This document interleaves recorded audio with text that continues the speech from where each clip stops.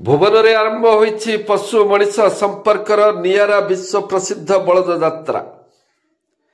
पशु और मनीष भितर अनाबिल भल पाइबार निदर्शन हेउछि भुवनर विश्व प्रसिद्ध बलद यात्रा। 150 वर्ष तलर यह पारंपरिक बलद यात्रा सबु संप्रदाय मध्य गढ़ी थोड़ी थाए भाईचारार नियारा संपर्क। बलद को साजसज्जा सह डिजिटाल तोरण शोभायात्रा होईछि बेस मनोलोभा। 2 दिन व्यापी यह यात्रा को उपभोग करती हजार हजार संख्यक भक्त श्रद्धालु। विश्व प्रसिद्ध बलद यात्रा को नहीं ढेंकानाल जिला भुवनरू देखंतु आमर यह स्वतंत्र रिपोर्ट। ढेंकानाल जिला भुवन में 2 दिन व्यापी आरंभ होईछि विश्व प्रसिद्ध बलद यात्रा। चलित वर्ष महाडंबर पालन होईछि यह नियारा बलद यात्रा। किंवदंती कहे आज को 150 वर्ष धरी भुवन में पालन करा जाउछि ऐतिहासिक विश्व प्रसिद्ध बलद यात्रा। प्रथम यह यात्रा को भुवनर थोरिया बणिया और काचेरा संप्रदाय लोक मैंने आरंभ करथिले। परवर्ती समय कंसारी अंशी पाटेरा काकुड़िया तैरिक समाज संप्रदाय लोक मैंने बलद यात्रा सामिल होइथिले। घंट वाद्ययंत्र शंख ध्वनि प्रकंपित होई उठे गगन पवन। सबु जाति धर्म वर्ण मध्य स्थापन हुए पवित्र संपर्कर डोर। पूर्वर यह संप्रदाय लोक मैंने निज बलद को पूजार्चना करी बाहरी जाती बेपार वाणिज्य करने। माइल माइल बाट चली बलद उपरे निज जिनिस पत्र को रखी व्यवसाय करती। बेपार वाणिज्य पितल और कंसार विभिन्न प्रकार बासन लुण मुग बिरी आदि नहीं ओडिशार उपकूलवर्ती अंचल और पश्चिम ओडिशार विभिन्न अंचल को बेपार वाणिज्य करने जाइथांती। यात्रा तो आम प्रसिद्ध यात्रा आम गाँव प्रसिद्ध यात्रा। यही यात्रा को समस्ते अपेक्षा कर रही केवे यात्रा हम समस्ते जो मैंने जो रही बाहर सब केमती आसवे यात्रा एंजॉय करेंगे। जी भी जो था सब आसती पारे यात्रा को आ बहुत खुशी सहित आम समस्त ये एंजॉय करूँ सब अनेक थाऊ आसपाई बुलापी निहती प्रस्तुत आम बहुत प्रकार रखी था केमती कौन करूँ किए नुआ पिंधे कौन करेंगे किए आसवे बंधुबांधव मान कौन केमती करूँ समस्त निहती खुशी थाऊ आ प्रस्तुत रखी था। अनुभूति कौन पुणी आगामी वर्ष अपेक्षा करूँ पुणी केमती यात्रा आस पुणी आम एंजॉय करूँ से पुणी अपेक्षा करूँ। ये यात्रा 2 दिन धरी कार्यक्रम चले। प्रथम दिन दशहरा अनुकूल पर्व थोरिया समाज और बणिया समाज पारंपरिक यात्रा ताकू नहीं से यात्रा आरंभ करती। यही यात्रा रे आमर प्रथम दिन 32टी बलद ए सामिल हुए ता भर गोटे षंढ था।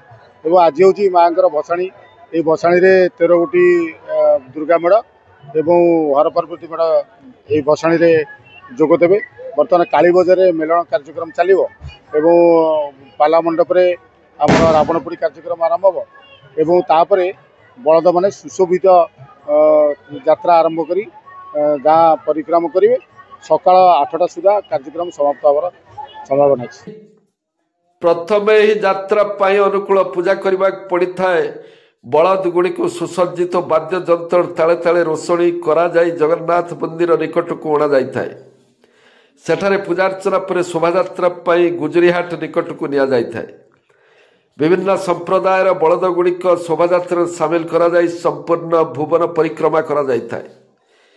2 दिन व्यापी पालन करा जाउथुवा एही यात्रा भुवनर विभिन्न अनुष्ठान 13 गोटी मेढ़ और 32 गोटी सुसज्जित बलद सामिल होइथांती। यही ऐतिहासिक बलद यात्रा देखिए आखपाख अंचल हजार हजार भक्त श्रद्धालु भिड़ जमिता है। तेबे चलित वर्षर सबुठारु आकर्षणीय हेउछि बलद यात्रा सह ऑपरेशन सिंदूर एक्सप्रेस ट्रेन राम मंदिर बुद्धंक विशालकाय मूर्तिर शोभायात्रा। तेबे भिड़ को आखि आगे रखी पुलिस प्रशासन पक्षर व्यापक सुरक्षा व्यवस्था करा जायछि। प्रतिटी छक स्थान रे ट्रैफिक नियंत्रण पाई पुलिस फोर्स मुतयन करा जायछि। सुरुखुरे बलद यात्रा करने मिलित शांति कमिटी और पूजा अनुष्ठान कमिटर सदस्य माने लगी पड़ी। मो भुवन एशियार बड़ गाँ से आम भुवन बलद यात्रा प्रसिद्ध आम यही दिन को अपेक्षा कर दिन में आम बाजा रोषणी कर बहुत साजसज्जा होता है बड़े सजा होता है फंक्शन भी होता है सांग मान सहित बुलिकी बहुत एंजॉय करूँ बहुत भल लगे मजा नहीं दुर्गा देखीचु सहित फंक्शन देखिना मजा नहीं सब भल सजासजी आम भुवन आम दशहरा बलद यात्रा बहुत भल लगे आमको ये बलद यात्रा अनेक दिन आम पूर्वपुरुष कर बलद साहाय्य आगुरी जानवाहन सुविधा नाला ये बलद द्वारा आम सब व्यवसाय करुले व्यवसाय लुण व्यवसाय विशेषकर करते आमर ओडिशा कौन ओडिशा बाहर को जाके व्यवसाय करते यही स्मृति रक्षा करने आम गतकाली अनुकूल यात्रा आम कर अनुकूल यात्रा करमर प्रथम आम बहु मैंने बंदान करपर आम रघुनाथ मंदिर चंडी मंदिर पर गोपालजू पर जाकि विघ्न महांती बसारू आम जाम दशहरा पड़ा बसस्टाण पाखे अच्छी से फेरिकी आम गुजराट देकी जगन्नाथ को नहीं आम पहुँची जगन्नाथ पाख फेरला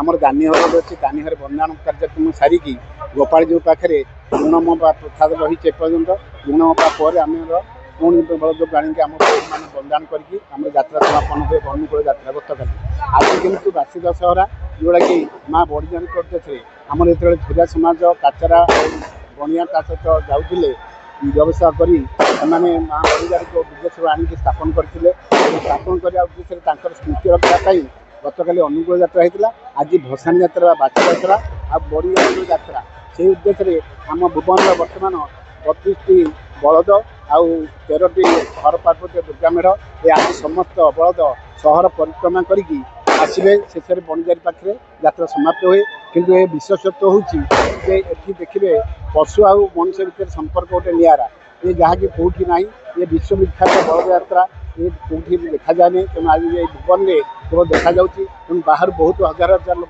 देखा आज आम प्रोग्राम अच्छी रावणपोड़ी पर ये समस्त बलद यात्रा आरंभ करेंगे सहर परिक्रमा कर बणिजारी यात्रा शेष करेंगे माछर उद्देश्य होच आम शुभ किंतु काटी माछ हेल्ले कौन शीघ्र से मरी जाए आमको केउट संप्रदाय जो तीयर मैंने अच्छा से गड़ीस माछ दिखता कारण है गड़ीस माछ आम सन्ध्या बंदान कार्य अनुकूल यात्रा हुए गड़ीस माछटा बहुत जेहेतु लाल बेसी समय रही पारे काटी माछ हेल्ले मरी जाती तेणु गड़ीस माछ आम बहु मैंने हलदी पानी आ गड़ीस माछ द्वारा आम बलद पाखे बंदान करते यह हूँ शुभ कार्यर संकेत।